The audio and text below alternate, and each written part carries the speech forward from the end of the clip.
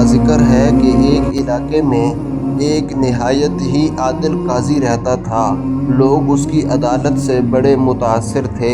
اس کا نام نعمان تھا اور لوگ کہتے تھے کہ جو بھی عدل کرنے والا ہوگا وہ نعمان ہوگا۔ ہر عدل کرنے والی سیٹ کے اوپر نعمان ہی بیٹھا ہوا ہوگا۔ ایک دن اپنی عدالت میں وہ جاتا ہے تو اس کے پاس 3 عجیب و غریب کیس آتے ہیں۔ ان میں سے پہلا کیس جو تھا کہ ایک آدمی آتا ہے دوسرے آدمی کو پکڑ کر کہتا ہے کہ قاضی صاحب اس نے میری انگوٹھی چرائی ہے۔ تو پھر قاضی صاحب اس آدمی سے کہتے ہیں کہ جناب تو نے اس کی انگوٹھی چرائی ہے؟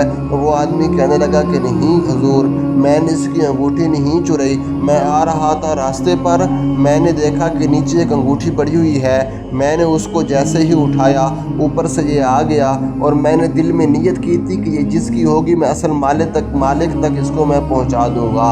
تو پھر یہ آیا اچانک تو پھر کہنے لگا کہ آپ نے میری انگوٹھی چوری کی ہے اور یہ پکڑ کر مجھے لے کر آ گیا ہے۔ تو پھر اس کے بعد قاضی صاحب نے مالک سے کہا کہ تو کیا کہنا چاہتا ہے؟ تو اس نے کہا کہ حضور یہ میری انگوٹھی ہے اور اس سے یہ انگوٹھی برآمد ہوئی ہے۔ تو حضور نے اس آدمی سے کہا کہ کیا آپ کے پاس کوئی دلیل ہے اس بات کی کہ یہ انگوٹھی تیری ہے؟ تو وہ کہنے لگا کہ جی حضور، اس انگوٹھی کے اوپر میرا نام سعید لکھا ہوا ہوگا۔ تو قاضی صاحب نے جب دیکھا تو اس انگوٹھی کے اوپر لکھا ہوا تھا الحمدللہ علی کل حال۔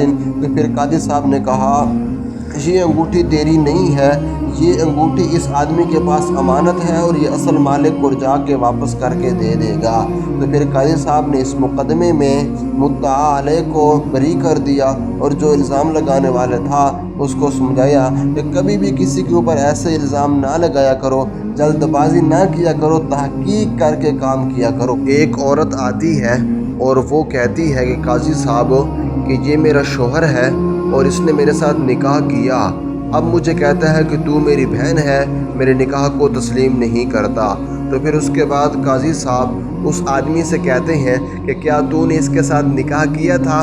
تو قاضی صاحب سے وہ کہنے لگا کہ جی حضور، میں نے اس کو اپنی بہنوں کی طرح پالا ہے، پوسا ہے، یہ خود مجھ سے کہتی تھی کہ نکاح کرو نکاح کرو، اب خود سے اپنی جانب سے کہنے لگی ہے کہ اس نے میرے ساتھ نکاح کر لیا۔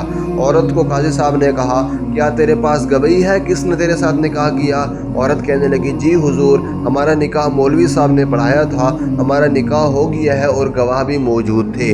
قاضی صاحب نے مولوی صاحب کو بلایا اور اس سے پوچھا کہ کیا تو نے ان کا نکاح پڑھایا تھا؟ تو مولوی صاحب کہنے لگے جی حضور، میں نے ان کا نکاح بھی پڑھوایا تھا اور گواہ بھی موجود تھے۔ تو پھر قاضی صاحب کہنے لگے کہ پھر یہ نکاح کا انکار کیوں کرتا ہے، یہ کیوں کہتا ہے کہ یہ میری بہن ہے؟ تو پھر مولوی صاحب کہنے لگے کہ جی حضور، اس لیے کہتا ہے کہ کہیں اس کو وراثت میں حصہ نہ دینا پڑے، جب میں مانوں گا کہ میری بیوی ہے تو مجھے وراثت میں حصہ دینا پڑے گا۔ تو پھر قاضی صاحب نے اس مرد کو سمجھایا کہ اللہ نے جو رشتے بنائے ہیں اس رشتے کا انکار نہ کرو، اللہ نے جو حقیقت بنائی ہے اس کا انکار نہ کرو۔ دوسرا مقدمہ قاضی صاحب کے پاس بڑا ہی عجیب مقدمہ آتا ہے کہ 2 عورتیں آتی ہیں، ایک بچے کے معاملے میں لڑ رہی ہیں۔ ایک عورت کہہ رہی ہے یہ میرا بچہ، دوسری عورت کہہ رہی ہے کہ یہ میرا بچہ، دونوں عورتیں آپس میں لڑ رہی ہیں۔ تو قاضی صاحب نے کہا ٹھیک ہے، اگر تم دونوں لڑ رہی ہو میں اس کو درمیان میں سے کاٹتا ہوں، ایک آدھا تجھ کو دے دوں گا اور آدھا اس عورت کو دے دوں گا۔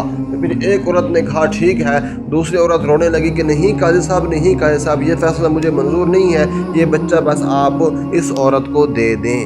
تو پھر اس کے بعد قاضی صاحب نے کہا کہ یہ بچہ دراصل آپ کا ہے کہ جو رو رہی ہے اور جو کاٹنے سے انکار کر رہی ہے، کیونکہ ماں وہی ہوتی ہے کہ جو بچے کی تکلیف کو برداشت نہیں کر سکتی۔